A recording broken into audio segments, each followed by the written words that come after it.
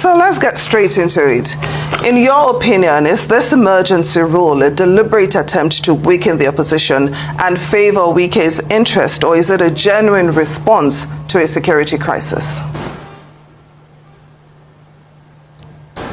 I don't have any iota of belief that this is an orchestrated, an imposed, self-imposed control by the president on a state that is predominantly a PDP state. There are conditions, even if you want to state an to organize an emergency or whatever. To me, it's a revisit of a democratic Armageddon in Nigeria. And we have to be extremely, very, very careful. What was the prevailing situation in Rivers? Was there a general violence across the state? There was dispute amongst the assembly members and the governor. After the Supreme Court judgment, the governor addressed the state that there must be calmness, and he even went to the extent of going that he will meet the directives of the Supreme Court, despite the fact that the judgment itself from Supreme Court, you have had so many juries, panels that have looked at it.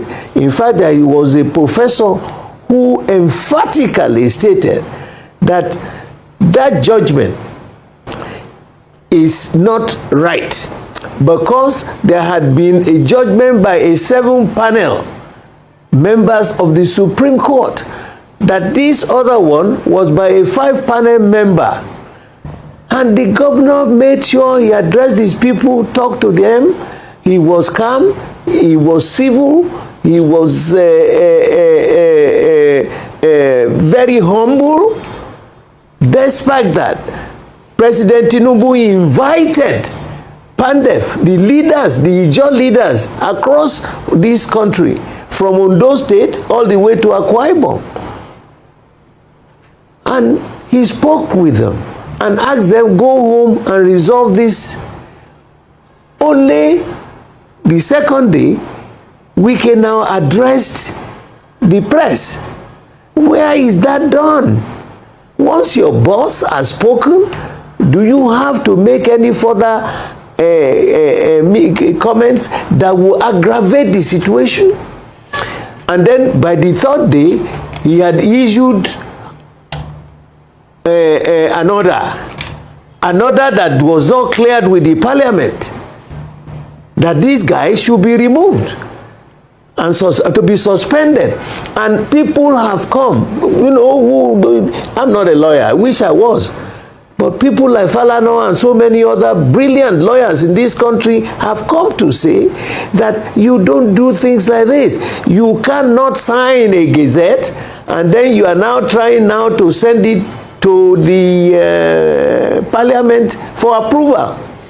It should have been discussed and approved and then forwarded to you before you release it. That wasn't what he did. And so, the totality of it is, okay, you want to grab Rivers State, the people will decide. But the way you are going reminds me so much of what happened in 1962 in Western Region.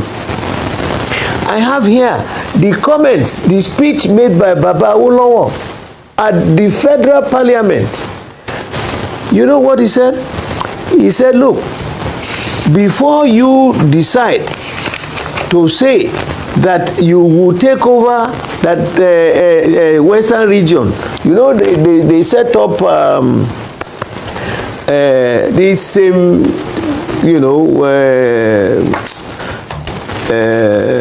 what do you call it? Emergency. And he said, Mr. Prime Minister, I'm quoting him now, what is a public emergency? what is a state of public emergency? This is Baba talking. May I say that my view, quite candidly, is that a state of public emergency arises only when there is widespread violence in any part of the Federation. Was there a widespread violence in Rivers State? I heard the Attorney General saying, no, he demolished the building. The House of Assembly building. They said the building, the governor replied that the building that he destroyed was for a revisit to rebuild it because it was already cracking up. They blew up a pipe. So, is this the first time they are blowing pipes all over the place? Was there a widespread violation? So why did you jump the gun? And this is a party, this is a state controlled by the opposition. Now, what are we now saying for the future? I want to advise, Mr. President, you can only define and know a crisis when it starts. You don't know how it would end. I want to beg you, and I want to beg Nigerians, kadankada, like they say in Hausa land, wayo wayo, as they say in Igbo, and tejejeo, like we say in Yoruba land. Absolutely. I am pleading. It is right, a revisitation of democratic Armageddon. Yes. Let us be careful. We have to. Let us be careful. Yes, Chief Bode George, I just want to pick on what you said, describing this as one step towards a democratic Armageddon, and truly the people will decide. But how does this weaken the respect for the rule of law as we look forward to the 2027 elections, and how we are seeing a lot of alliances, a lot of coalitions, in terms of respect, which is going to be the foundation upon which a lot of this entire election decisions and choices are going to be built, including people who will be voting? How does this weaken that trust? You know, and I want to advise also on a national plate, and all those people who are jostling, moving, ruling, hunting to be president of this country.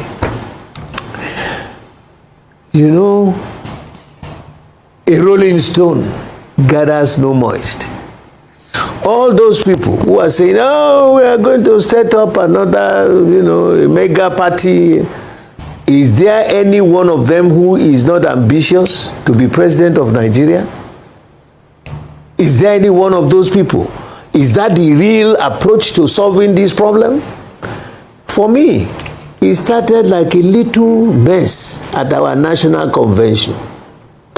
Some of us advised that this party, our party, is not a private fiefdom. It's not a private enterprise for anybody. Nobody listened. And then Wike started on his own, and he had gone beyond the red line. Let me tell you, I am praying that this month of Ramadan, this month of Lent, that the Almighty God, the Spirit is blowing through Nigeria. I want to plead with our people. Be prayerful. Let us submit ourselves to the grace, the protection, and the teachings of the Almighty God. If we miss it, Akirewele Lemejo, 1962 crisis led us to the first coup in 1966, the counter coup in 1966, and then the Civil War. People who had absolutely nothing to do with that crisis that started in the House of Assembly in the Western region engulfed the whole nation. And then so many of our leaders were murdered. 1983, Shagari's period, Papa Ajasi and Baba Omobori Owo, the crisis led also to the downfall of President Shagari's government. Have we learned anything from history? Why? What is it in life? Is there any life that is perpetual? Is there anybody who thinks he can live forever? Welcome back, my people. Them say Tinubu don't do something when no sweet for Fubara side. As it be so, Judge both come out, carry mouth put for this matter. Bode they criticize Tinubu, say he dey interfere for wetin Fubara they do for Rivers State. People they talk say Tinubu wan use him power take run thing for Fubara body. When no suppose happen. Na so this matter dey o. As dem dey argue wetin be fair and wetin no be fair.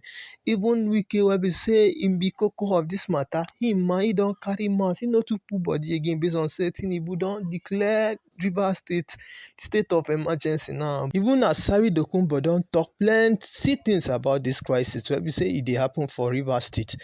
E dey emphasize say dis wahala no be small o, and e get to do with governance, money, and dis people wey dey suffer for dis state.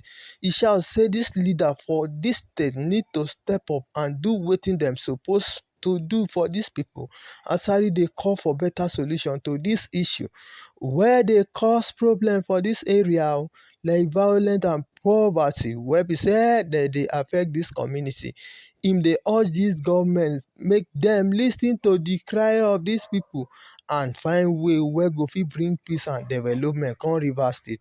E want everybody unite and work together to solve dis problem wey dey on ground. Na so e dey relate am o. To make people sabi say e no go easy if dem no take action. So Asari Dokunbo now say if dem no take action on dis matter, e no go calm down for dis matter o. Government and Rivers State go dey on fire, na wetin im talk o. So you wey be say you dey hear me now, if you get anything wey be say you wan talk about dis matter, abeg make you put am for inside comment section. And also if na today be the first time wey be say you dey come across our channel, abeg make you like, make you share, and make you subscribe as we wan continue dis ogbonge video. Thank you. Baba Obasanjo sent me, only me, to go and meet the governor. I went to Ife. We were in different political parties, but the approach was different. I sat with Papa in the morning. We had breakfast together. I told him I didn't have much information or knowledge about Osun State. Give me one man, a knowledgeable person. We both, myself and that man, we sat together, met the Ife people. I didn't try to change it to a political advantage for PDP. No. We met the demands. We listened to the people, and we found a solution. Within 5 days, it was all resolved. Crisis that had been there for long, more than what you can think of. Eventually, they all agreed. And since that time till today, nothing has happened in Ife Modakeke. Do you think there is any nation that won't have crisis, that won't have disagreement, or a party or whatever? All these groups who are running around for their personal ambition, look, they are making a monumental mistake. And they are all dancing on the graves of our founding fathers. I'm so happy that you talked about former President Olusegun Obasanjo, and some analysts have said that the current president, Bola Ahmed Tinubu, is simply taking a cue, from our past leaders like President Olusegun Obasanjo and President Goodluck Jonathan, who during their time also imposed state of emergencies in some states. So really, what is the big deal, so to speak, in what the president have done, seeing that the PDP under its administration also did the same? You know the difference. Let me start from Jonathan. No single elected member in the Borno and Yobe and Adamawa state, no single governor was removed. Yes, there was violence across the states. People were being murdered. School children were being abducted. There was a breakdown of law and order. But he did not remove any governor. Now, Bola Tinubu has added another extra but Chief Olusegun to the Obasanjo face did of the Constitution. Governor Dariye of Plateau State at that time. President Obasanjo at that time what did suspend happened? Dariye. There was crisis, yes. He suspended Dariye, and you can when you look back into it, when you look deeper into it, the crisis came up. Dariye was a member of our party. He was a governor in Plateau State that belonged to PDP. So he was not undermining an opposition party. The hue and cry came from the people of Plateau State. He came from the people of Plateau State. And so it's a completely different ball game now. I have said it. What is the violence? Where is the wreck in Rivers that will prompt Bola Tinubu to say you suspend an elected person? And our constitution has stated clearly that you have no right. It's unconstitutional for you to suspend an elected governor and an elected member, and they should report now to you, to the cabinet office. What a charade. It is not acceptable. It is not on. You know what it reminds me? You are now behaving like a military governor, like a military president. The judiciary and the executive and the legislative arm are independent but equal in powers. What are we seeing? The voice of Jacob and the hand of Esau. What are we doing, for God's sake? Now, Chief Bode George. Baba Tinubu, please, Tejejeo, you have to be very, extremely careful. I've told you, everything that is happening today happened before 1962. You should take the speech read by Baba Awolowo in the parliament. It was like as if he was a soothsayer. And now, where is the violence in Rivers? And I want to please Rivers people, both the mainland and the riverine people, I beg you, be resilient, be quiet, don't be violent. Put a shame on what they have called you. Put a shame on them by remaining perfectly submissive to the goodness of the Almighty God. Please, don't create any violence. Look at that governor. Yes, of course. With regards to, you're speaking to the people now.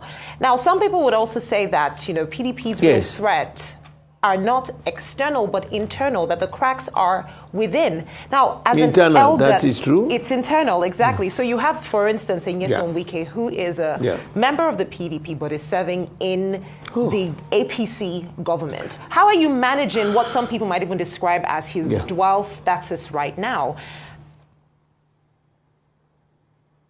Let me tell you something. When the crisis started in PDP, they invited me as an elder to join the G5 governors and some other elders. I did. We fell out when we found that some of the things they are doing do not fall in line with the dictates of the party. And what Wike just did is completely unacceptable in any civilized situation. I cannot be a member of this party. He has crossed the red line.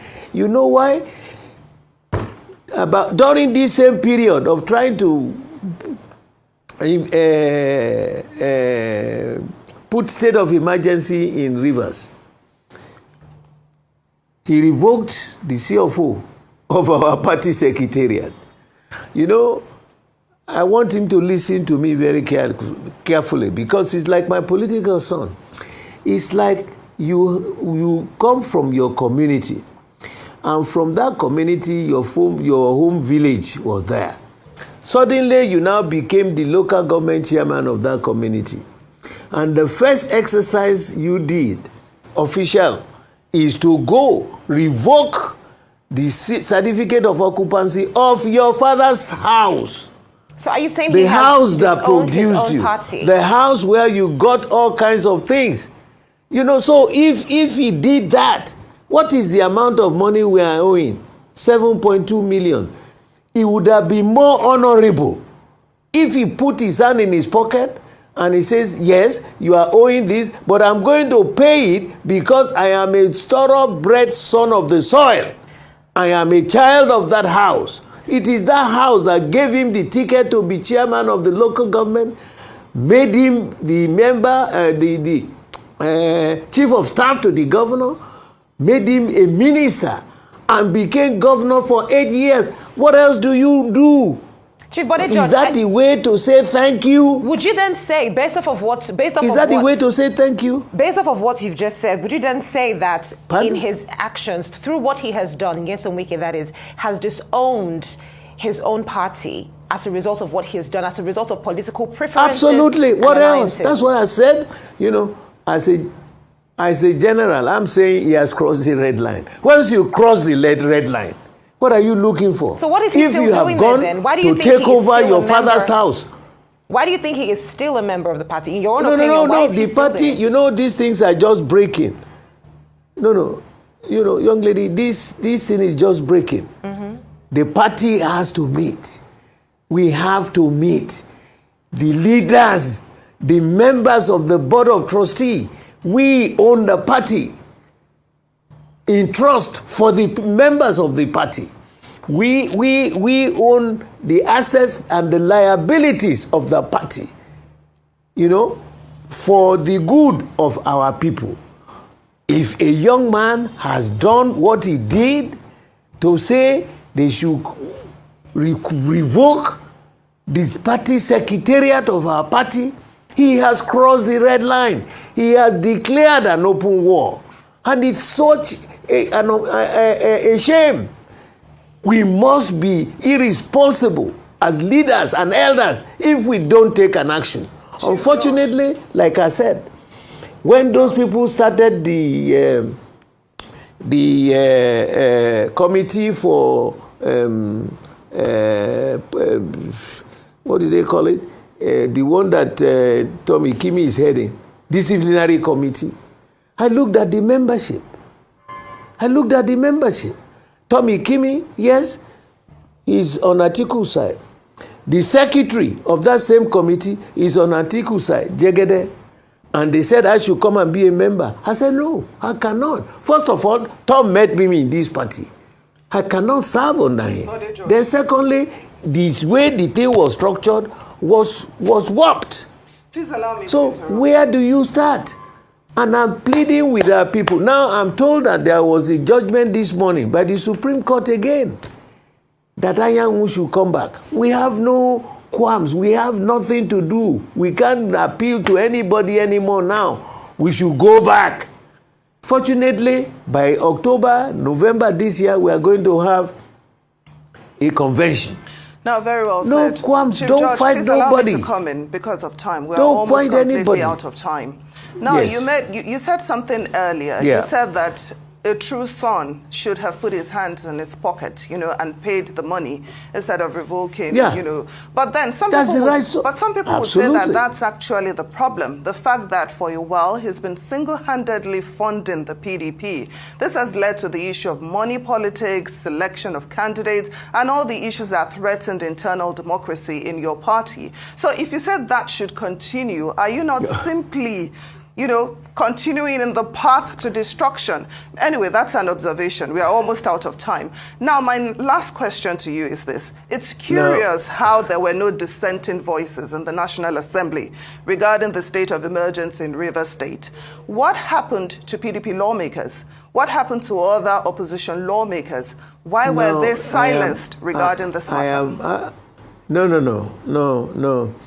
I am happy you raised that point. We are told that the voting procedure in this kind of a situation, like we have seen in developed world, it's not by voice vote. It's not voice vote. I want to congratulate and thank some of our senators who walked out. These are the truths, because tomorrow history will be written. I have here the speech made by Baba Awolowo in 1962. It is historical. Now, all those people who sat there, who did this, was there a voice, the proper thing will be for every member, which we had done before. In this kind of a situation where it is dire, it's not a matter of voice vote, because the man who is presiding, if he's biased, even if it is negative, we say it is not negative. And the House members, majority of them were not in town. Majority of the people were not in town. If you want us to do it, to dissect it, let them give us the actual results. How many people were in this on seat? How many physically voted? Which is done in the United States. When it comes to matters of importance like this, you go one by one, you will vote, they will count. Not by making sure that you do it by voice vote, as if it's not important. A voice vote is just like something you can just flip up. This is so vital for the future of this nation. It's so vital. And the issue that if he pays 7.2 million, he's the one that is there. He said in 20 years the party has not paid. You mean he cannot afford 7.2 million naira to pay on behalf of the party? Even I'm not a minister. If they ask me, I will pay it. And then you go back and collect your money rather than disgracing your family outside. Is that acceptable? And let me tell you, there is no political party like PDP. We still have our structure. The real Iroko tree in this country, the political Iroko tree, is the PDP. Where in the APC, a congregation of strange bedfellows, where are the members of their national ESCO? Where is the national chairman? He's acting. Gwanduje. Where did he come from? Is he not from our party? Who is the national secretary of APC? Who is the national organizing secretary of APC? And then come down to the zones. They don't have any structure. Okay, Chief Bode, it is the private fiefdom of an individual. As we wrap up this conversation, following the legal maxim, who comes to equity must come with clean hands. Where is the accountability? On the side of Nyesom Wike, the Minister of the FCT, on the side of the President Bola Ahmed Tinubu, you've said a lot, and it's tilted towards a problem, a significant issue that you have raised. But where is the accountability? Who are we referring to when we say certain things should not happen? Where are these complaints going to go? And where do we meet accountability for these actions? The accountability will come. I am just a senior member of the party, a life member of the board of trustees. I have voiced my own voice, my own opinion. The party, I don't own the party. No individual owns the party in our own PDP. The party must meet. Decisions will be taken. And with what I have told you, and with the attitude of the other side that created this mayhem on the party, all sides, like I said before, have committed a harakiri. They have messed up badly. But now, one side has gone even higher and demeaning. What he did is so demeaning to the party. That's why I said, let me set an example. It's like PDP should be like his family house. You said we are owing 7.2 million and then you withdrew our certificate. The house that produced you, the house that recognized you, the house that gave you whatever you are today, whoever you are on the national ticket. So the only thing you can do is demean them and draw the carpet under their feet? No, sir. Democracy and Development, Jibril Ibrahim, thank you so much for being here tonight. Thank you. Before we get to the recommendations by the National Assembly, there have been some developments I'd like to get your reactions on. For instance, barely 24 hours after resuming, the sole administrator has been meeting with some stakeholders. He has now announced that he has received the seized funds by the Supreme Court to the state, although the Attorney General of the Federation had confirmed that to me during his press brief. But critics call the sole administrator a stranger and an imposter. Some say he's even illegal. Do you think his legitimacy or the lack of it thereof may hinder his work to stabilize Rivers State? Also, we've heard from Governor Sim Fubara, who has not been seen since this state of emergency, and he has denied all the allegations leveled against him. Does it exonerate him and indict the federal government? What are your thoughts? I think it's very clearly a battle that has been going on in Rivers State, where the stakes are very high, and federal forces have coalesced to smash that Governor Fubara. And so far, it appears they have had great success, because all the issues they've canvassed for against him have been granted by various agencies and forces that have intervened in the matter. And even the question of the Supreme Court saying they are not releasing the money, they have not reversed their position. They have not assessed whether this transition has occurred. So how come the money has been released with such fast moves? It means clearly that this is a political game of high stakes, and what we are seeing is the results of a proud winner telling the nation, I've done what I wanted to do. It's quite interesting you put it that way. Let me even stay on that. The role of all parties concerned in this matter, how salutary would you say? Both the president himself, Fubara, the suspended governor, Nyesom Wike, who we've been told, I mean, the issue has absolutely nothing to do with him, at least if we're to go by what the Attorney General said in his speech.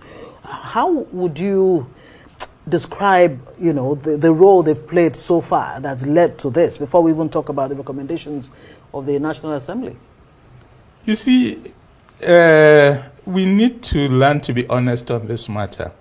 We've seen Wike on television many times saying that this is a war he's engaged in, and he's been reeling off his victories one after the other. 1, 2, 3. So for somebody to say he's not a factor means they are trying to toy with our intelligence. Let's state the facts as we know it. This is a problem that had a clear history that's known to every Nigerian. Fubara was an ally and suppletive of Wike when Wike was governor. He was placed there as somebody to do the bidding of Wike. He became governor and decided to assert his independence. Wike came out on TV and said, "Obey me or I will smash you." Fubara said, "I will not obey you." And then 4 sets of forces acting in unison worked to smash Fubara. First of all, Wike himself made demands. The very first meeting when President Tinubu intervened, they didn't give Fubara an opportunity to say how this thing will be resolved. He was given an agreement where all the demands of Wike were put and none of his demands were there, and told he must sign. He signed, he couldn't implement. So Wike came out clearly in that and won his battle. The second issue is at the level of the president himself, who throughout his interventions in this matter have always laid blame with one party, Fubara, and never mentioned any issue about his own ally. Third issue, the judiciary intervened in this thing. It went right to the Supreme Court. the Supreme Court granted all of Wike's prayers and rejected all of Fubara's prayers. So the judiciary became an active player, and they also worked towards smashing Fubara. The final actor was the National Assembly. All the legal opinions I've had said President had no powers to remove the governor. They removed it. The National Assembly decided to support the president's move of removing him, in spite of the fact that they knew they didn't have the numbers to provide 2/3 majority for that removal. Yes. Because they didn't have the numbers, they decided to disobey the Constitution flagrantly and do a voice vote where there are no numbers.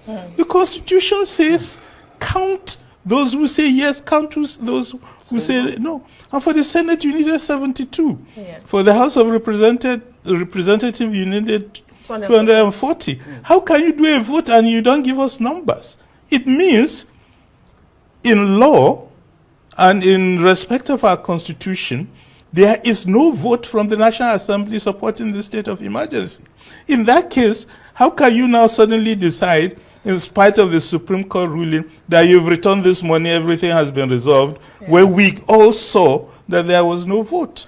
So I think we need to learn to tell ourselves the truth on this matter. It is state power being used in a naked way in a partisan battle in which all these forces, the presidency, the Federal Executive Council, the National Assembly, and the Supreme Court all came together with a plan to smash this government they didn't want. You're a very lucky man if you say you've had only one interpretation of the matter on the ground, that the president does not have constitutional powers. For some of us, it's been very confusing because even lawyers, senior lawyers, cannot agree on the Constitution and what the judgment, the Constitution says on the matter. Right. But let me ask you, can there be genuine reconciliation if the FCT minister continues to be absolved from any wrongdoing? The National Assembly has now set up a committee as one of its recommendations of eminent Nigerians to bring warring parties to the table. But if the president, his Attorney General of the Federation, do not see the FCT minister as a party to this crisis, do you think that the National Assembly does recognize the role of the FCT minister, and can there be that genuine reconciliation? Well, for the first point you raised, what all lawyers agree on is that there is no specific provision in Section 305 of the Constitution that allows the president to remove a governor. There is no lawyer who has said there's that provision. Mm-hmm. Some lawyers have argued it is implied. Yes. But if it is implied and not stated, then it's not it is not a point in law. Yeah. So that is very clear, and that's why I'm saying all lawyers are clear. On this issue of reconciliation, I've already outlined the four forces that came together, and they've won all their prayers. They have achieved all their objectives. So when they say, okay, we'll set up a committee for reconciliation, it's what's called poetry. Say, okay, we've won all our points, so let's give some words that will show, oh, we want peace, we want reconciliation. And we are supposed to smile and say, yes, tell it to the birds. That's all I can say on that. So, still, I mean, staying on that, the National Assembly, or let's say the House, actually made some recommendations that eminent Nigerians will come together to mediate, and also they recommended that the president should review the emergency rule, and that in the situation where peace is secured before the expiration of 6 months, the governor and the state assembly will be reinstated. What do you make of that? Do you think the damage has been done already and there's no way forward, or do you think there's hope? Based on, that's a question that's already been asked. What do you think democracy as a whole is this a setback for Nigeria's democracy, or is it a learning curve that we can actually, make progress from? I think there's a real threat to Nigerian democracy. And the success of this move by these four forces that coalesced shows that in this country today, no governor is safe. Any governor can be removed with an allegation of threat to peace and stability.